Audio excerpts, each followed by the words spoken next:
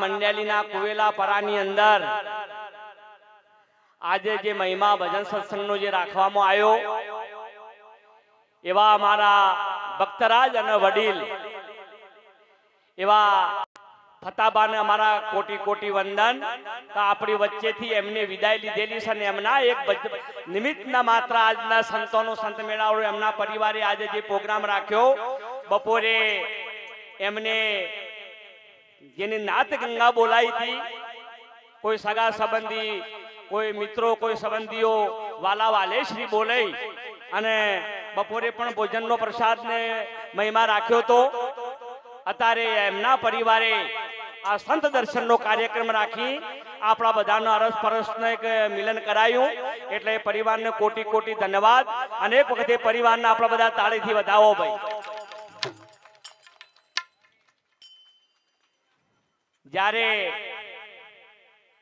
ફતોબા હતા ને ભાઈ, એટલે અમારા 4 પરોની અંદર મંડળીમાં એક અમારા સર્વશ્રેષ્ઠ વ્યક્તિ ગણાતા સાહેબ.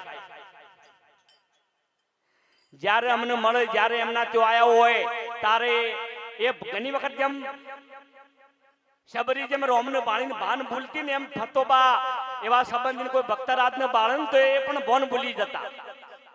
એવો એમનો ભાવ હતો.